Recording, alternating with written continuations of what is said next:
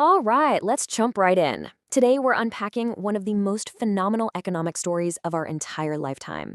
We are tracing the decades long transformation of China, charting its really incredible journey from a deeply impoverished nation all the way to its current status as the world's second largest economy. It's a story of strategy, immense struggle, and sweeping reforms.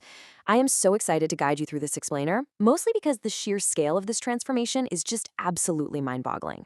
Okay, let's dive into this stark contrast. If we rewind the clock back to 1978, China's economic footprint was, well, it was barely a blip on the global radar. They accounted for just 2% of global GDP.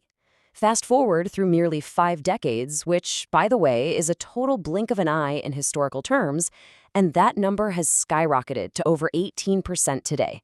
The nation completely rewrote its destiny on the world stage. And the human impact of that economic shift, it is literally captured in this one tiny number. Today, China's poverty rate sits at less than 1%.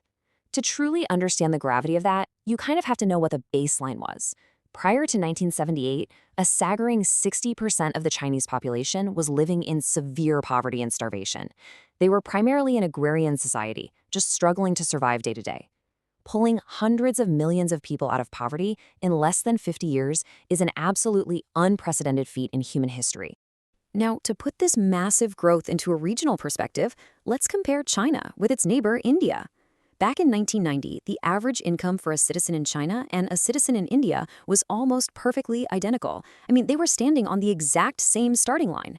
Yet today, the average Chinese income is an incredible 5 times higher than that of India. So how exactly did China engineer this rapid wealth accumulation while others progressed at a much slower pace? Well, that's exactly what we're going to explore. Part 1. A century of crises. Setting our historical baseline. If we look back at the history, you see a nation that was repeatedly fractured, starting in 1839 with the Opium Wars, where foreign powers, specifically Britain, exploited the nation's resources and forced illegal narcotics into the society. That weakened state led directly to the Taiping Rebellion in 1850, which was a massive civil war with millions of casualties. Moving into the 20th century, following the brutal Sino-Japanese War and even more civil conflict, Mao Zedong and the Communist Party eventually took power in 1949, and that officially ended over 2,000 years of dynastic rule. Under Mao's leadership, the government instituted what was called the Great Leap Forward in 1958.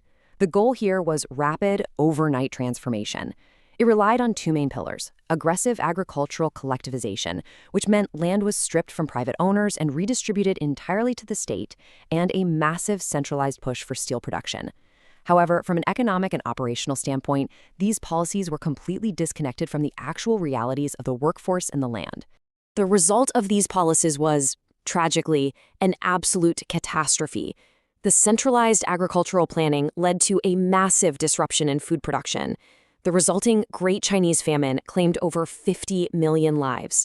It was a failure that left the country economically shattered. And this era of immense hardship continued right up until Mao passed away in 1976. Which brings us to part 2, the architect of modern China. And this brilliantly illustrates the shift. The real turning point arrives with Deng Xiaoping, who initiated a structural pivot toward economic liberalization. The difference in his and Mao's philosophies was incredibly stark. Where Mao demanded strict state ownership, where farmers were paid a flat wage regardless of their yield, Deng introduced leasing. Farmers could lease the land, pay a tax to the state, and, crucially, sell their surplus for profit. It was basically a capitalist incentive injected straight into a communist framework. The result? Agricultural yields tripled. In fact, today, China produces more agricultural yield than India on significantly less arable land. But Deng knew that a modernized economy needed way more than just food, right? It needed a highly skilled workforce. So he triggered an education revolution. In 1986, the Compulsory Education Act made 9 years of schooling completely free and mandatory for everyone. They hyper-focused on STEM, science, technology, engineering, and mathematics, as well as highly practical vocational training. Just look at that literacy jump, from a mere 65% in 1982 to a near-perfect 99.75% by 2021. Compare that to India, which sits at roughly 80.9% today. This educational foundation was literally everything for their future. Moving on to part 3, the Shenzhen economic miracle. So, With a fed and newly educated populace, Deng introduced the 1978 open door policy to start attracting foreign money. But to do this safely without totally disrupting the country's socialist system, he created SEZs, or Special Economic Zones. Think of these as little financial testing grounds. The very first one was a sleepy, tiny fishing village called Shenzhen. Now, how do you get massive multinational corporations to pack up and move to a fishing village? Well, you offer them absolutely irresistible perks. If you invested over $10 million, you got long-term land leases. Import tax on heavy machinery was slashed down to just 1%, while neighboring India was charging 100%. Companies enjoyed 3 entirely tax-free years and a drastically reduced corporate tax rate. It acted as an absolute magnet for foreign capital seeking cheap labor and high margins. Now, what's really interesting about this is the sheer explosive scale of the financial growth that followed. Shenzhen went from a revenue of just $0.3 billion in 1980 to a staggering $420 billion by 2020. In just 40 years, a humble fishing village morphed into one of the most crucial technological and manufacturing hubs on planet Earth. It's wild. But, the rural areas weren't left behind either. The government-empowered township and village enterprises, or TVEs. Conceptually, these were a bit like the dairy cooperatives you might see in India, but applied to literally everything: electronics, textiles, manufacturing, services. Local people pooled their resources to build factories. By 1990, these TVEs created 100 million jobs, actively closing that dangerous wealth gap between rural and urban citizens. It was this incredible localized industrial movement that birthed massive global giants. Actually, that's exactly how the telecom powerhouse Huawei started. Part 4. Mastering the long game. Once China stabilized its domestic economy, they started looking outward with a forward-looking strategy that literally spans decades. Let's look at the solar panel industry as an example. Back in 1995, the United States dominated, manufacturing 45% of the world's solar panels. But skip forward just 10 years to 2005, the U.S. share plummeted to just 10%, while China surged out of nowhere to capture half of the entire global market. So how do you just steal an entire industry in a single decade? Well, you do it by monopolizing the supply chain literally from the dirt up. China didn't just build the final panels, they completely cornered the market on the raw materials. Today, China produces over 80% of the world's polysilicon. If any country wants to build a solar panel today, they almost certainly have to buy the base materials from China, giving China absolute control over global pricing. The real catalyst for this takeover, though, was a willingness to just absorb massive risk. Early on, producing solar energy was wildly expensive, and American companies simply folded because they couldn't turn a quick profit against cheap coal.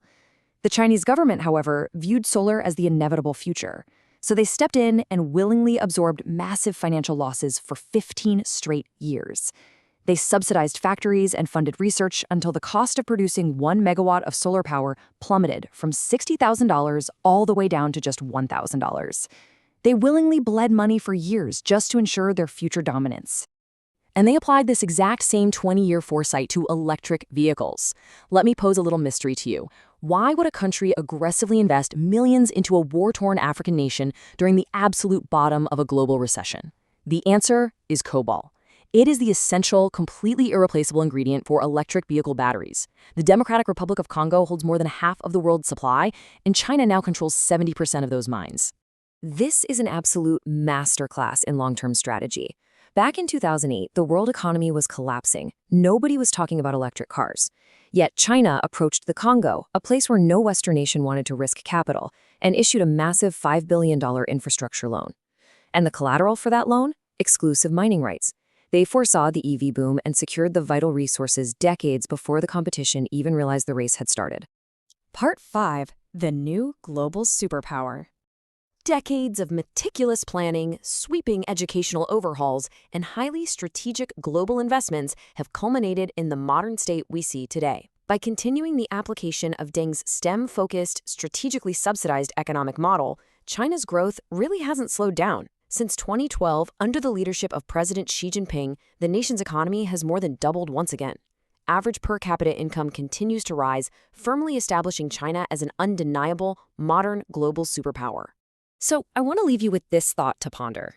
China's transformation was not an accident. It was engineered by a system that prioritizes decade-spanning strategies, a system perfectly willing to take massive short-term losses for absolute long-term market control. The absolutely crucial question for the global economy now is, how can other nations possibly compete with an economic model built on 20 years of relentless foresight? How do you outpace a nation that literally buys the future before anyone else even knows it's for sale? Thank you so much for joining me on this explainer. Keep questioning, keep learning, and I'll see you next time.